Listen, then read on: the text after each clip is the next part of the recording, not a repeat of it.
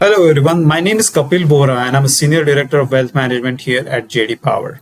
Our retirement plan digital experience study published on the 5th of September. And today we are going to talk about a key topic from that study, financial wellness and well-being. I'm joined here by Eric McCready. Eric, do you want to introduce yourself? Thanks, Kapil. I am a director within our digital solutions group. My team performs usability-based research across a whole breadth of industries, including retirement plans, but we also touch on every piece of financial services, including banking, credit cards, wealth management, and then outside of financial services as well. Anything from healthcare to insurance to automotive, we touch on all of these. So when we talk about digital, particularly in that experience area, which we will today, we tend to draw on examples and learnings from both inside and outside of the industry. All right, let's talk about financial wellness, which is our topic of interest for today. Financial wellness and well-being has been a focus for retirement plan providers and plan sponsors for a number of years now. And according to a recent Cerulli industry report, over 90% of record keepers offer financial wellness services and 71% of plan sponsors offer it. However, we see that less than 1 in 5 clients are taking advantage of financial wellness programs. To corroborate that, we asked over 5,000 individuals who have an employer-sponsored plan with the biggest providers on how they rate their financial well-being. And here we can see that only 1/3 of the respondents rate their financial well-being to be excellent or perfect. That means the vast majority of plan participants are worried about their financial wellness and well-being. Eric can help us understand what elements tend to influence feelings of financial wellness according to our retirement plan participants. Yeah, thanks. We use a battery of survey questions to understand this. So first, we will have our respondents rate, really on a 10-point scale, where they at in terms of financial wellness.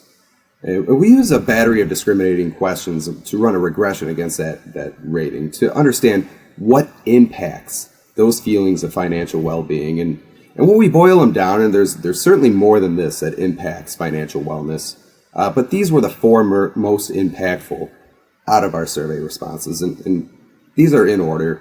And that is, the respondents have confidence in an emergency fund, right? They have confidence that they are going to live comfortably through the retirement. They have confidence in long-term care insurance, and they are confident in their life insurance. And these go very much in order, and we're going to show shortly what some of the digital properties can do to influence these levels of confidence. And since this is a retirement study, one of the metrics that is of great interest here is how confident is a plan participant that they will have enough money to live comfortably after they retire. Eric, can you talk a little bit about that? Sure. About a third are very confident that they're going to live through their retirement comfortably with enough money. So the inverse of that is about 2/3 are not fully confident they're going to have enough money to live comfortably through retirement. And my final question to you, Eric, is given the time and resources that all the plan providers have put into these tools and support for financial wellness, what role can digital play in improving the usage and ultimate impact of all of these resources? Yeah. So the answer is twofold. There are factors that influence financial wellness that retirement plans will have a minimal impact on it. One of those being debt stress. When we look at a bottom tier digital experience, we see about a quarter of the respondents say that debt doesn't contribute to my overall financial stress. When we look at a top tier digital experience, the numbers are almost exactly the same. And that's really the one thing where a retirement plan's digital experience isn't going to influence. But that's not the only piece, right? There are very strategic pieces that the retirement plan's digital properties can help address. First being, I am confident that I have an emergency fund to cover unexpected expenses.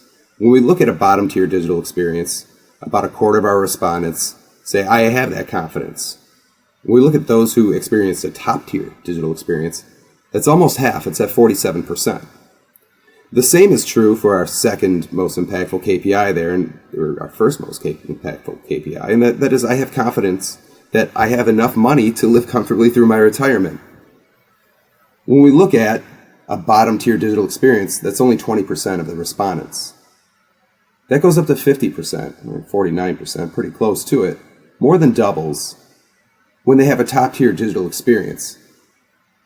This ties back to what apps and websites are doing, really at the top level of the hierarchy, which I think we'll show in a moment. But are they providing value? Are they giving proactive guidance? And when they do, we start to see these financial wellness KPIs shoot way up. Can you talk a little bit about the experience hierarchy and how it is impacting financial wellness? Absolutely, and I could put some numbers next to it. I want to talk about the highest level of the hierarchy. And this is an order of operations. The website or the app has to work. It has to be foundational. It has to be navigable. The users have to be able to find what they're looking for, and that's that functional level. The top level has a very significant impact on those feelings of financial wellness. Right? And that top level is, does that website or app give me personally tailored materials? Does it track my progress towards retirement goals? Does it provide proactive guidance and help? And does it have advanced technology capabilities? So now we look at our financial wellness KPIs, the two things that move the needle on those feelings of financial wellness more than anything, and we cut them by, does the digital experience meet that top level of the hierarchy? So we talk about the emergency fund confidence. When it doesn't meet valuable, that top level of the hierarchy, 33% of our survey respondents feel confident. When it does meet that top level of the hierarchy, that goes up to 50%. The same rings almost exactly true for, do I have sufficient money to live comfortably through retirement? For those respondents who didn't receive that top level of the hierarchy, that valuable experience, it's about a third, it's 32%. For those who had an experience that met that valuable, it's up to 50%. So digital isn't the end-all be-all. It's not necessarily going to get 100% of your participants to meet these financial wellness KPIs. But a well-laid-out digital property that executes and provides value very much significantly increases it. So the question is, are your digital tools helping to improve the financial wellness of your participants? To find out, please reach out to your J.D. Power representative.